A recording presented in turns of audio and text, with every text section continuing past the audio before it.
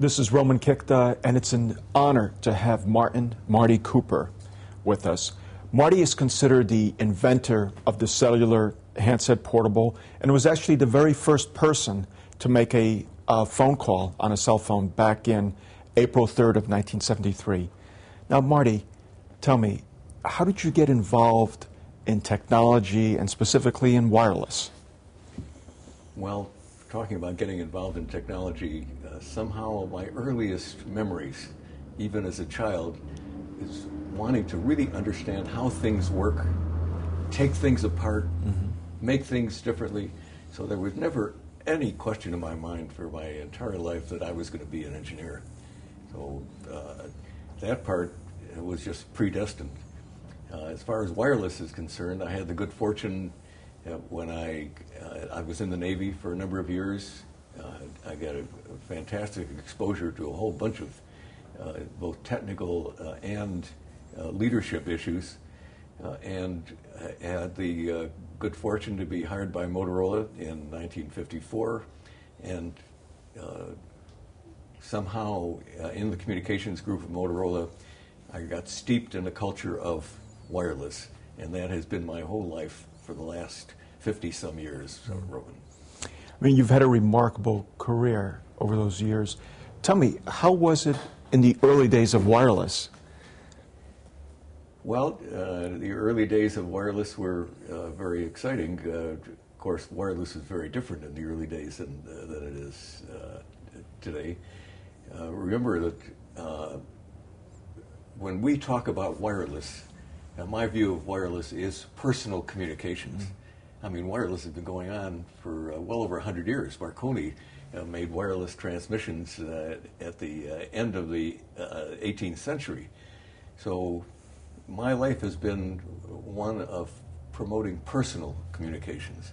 And when I started at Motorola, personal communications consisted of mobile radios that policemen used. We just were starting the paging business, and that was a very new kind of something. And we're just trying to figure out how to put a two-way radio onto an individual, and that was a real challenge at that time. But as you can see, things have changed a lot since those days. So what was Motorola's role in those early days? Well, I know it was a leading supplier of two-way radios. Well, very much so. Motorola was, in fact, we could never talk about it in those days because everybody was concerned about antitrust.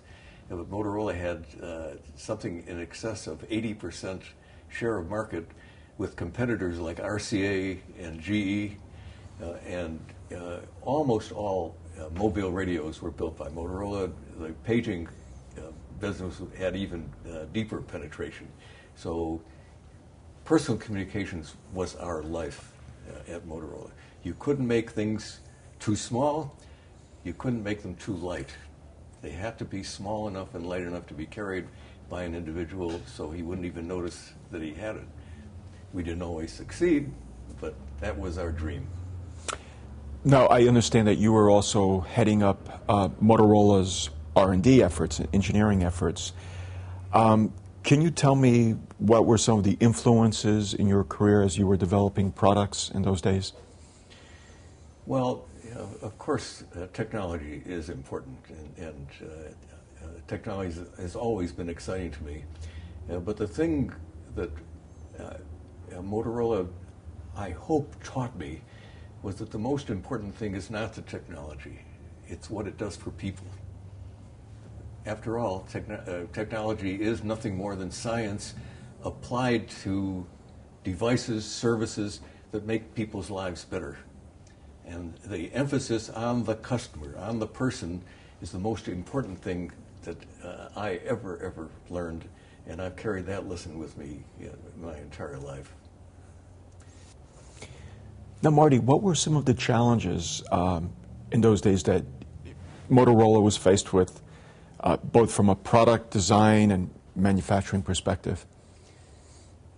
I assume, Roman, you're talking about the creation of this first cellular portable That's telephone. right. Well, let me take you back to the 1960s when all of this started. First of all, what was the environment like?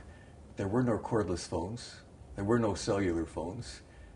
There were a few mobile telephones, but the mobile telephone service was such that the probability of getting reaching an operator or getting a dial tone during the busy hour was something like 1 chance in 10. So there really wasn't a personal communication system. And along comes a company called AT&T, which is a very different company than today's AT&T. AT&T owned telecommunications in the United States and much of the world. And by that I mean they researched the products, they manufactured the products, they distributed them. If you wanted to talk on a telephone, you had to rent that telephone from AT&T. And AT&T approached the FCC, or Federal Communications Commission, and said, we've got this great idea. It's called cellular. And what cellular will do is allow us to take a limited amount of spectrum. All we need is 30 megahertz of spectrum, and we will, in fact, do land mobile services, air to ground, and a new thing called public switched telephone. First people dialing other people. But of course there is no one else in the world capable of doing this besides us, AT&T, so this spectrum should be allocated to us. Well, what this would have meant to us at Motorola is we would have gone out of business and become a supplier to AT&T, but we just didn't believe that this was the right way to do it. And furthermore, guess what AT&T's vision was of what cellular telephony was? Mobile telephones, card telephones. And this was anathema to those of us at Motorola. We had been struggling for many years to put devices on an individual, to make communications personal. And here we're going to take people who have been trapped in their homes, stuck to their desks, chained to their offices if they wanted to communicate, and now we're going to chain them to their cars. That's not much of an improvement. So we decided to take AT&T on both of those issues. Issue number one, competition. There really should be competitive offerings. People are not all the same. Why should one entity be serving all people? And the second, we believe the world was ready for personal cellular communications. And so we went through a process of trying to convince the FCC, and in late 1972, our people in Washington told us the FCC is about to make a decision. We don't know how they're going to decide. Will they give this spectrum to AT&T, or will they in fact allow competition, and will they allow Motorola to influence the rules? Well, we had to do something dramatic to prove to the FCC that this new spectrum, 900 megahertz, by the way, I didn't mention, 900 megahertz, Motorola had been saying for many years, was much too high to ever be useful for personal communications. Now we had to convince them that, well, we were wrong. Right. We now are ready to use 900 megahertz. And we want it to be personal communications, and we want there to be competition. And we decided that the most dramatic way we could do this was to actually demonstrate a working cellular system. And so I pulled our team together. Over a period of some 3 months, the engineers, the designers, put together the world's first portable cellular telephone, and in April of 1973, we did a public demonstration. And I do have, this is an exact duplicate, a replica of that first phone. This phone weighs something in excess of 2.5 pounds. You can see how big it is. The big hunk of the phone is battery, and the battery lasted 20 minutes. 20 minutes. And what this phone did was talk and listen. This is before integrated circuits. So in order to build this phone, the engineering geniuses that put it together had to assemble several thousand parts. And incredible. It turns out it was an incredible achievement. Furthermore, there were no products operating at 900 megahertz. So we had to find power amplifiers, receiving devices. The antenna itself came out of our research laboratories. So it turns out, even though the team put this together in 90 days, the technology inside had been in our laboratories for years. The dream of personal communications had been there, and what we did was put together all of this existing technology. So, Marty, that's an incredible vision that you've had as you've driven the development of this first cellular handheld phone. Would you say that that was one of your most significant milestones throughout your career? Well, certainly the fact that the FCC did respond affirmatively.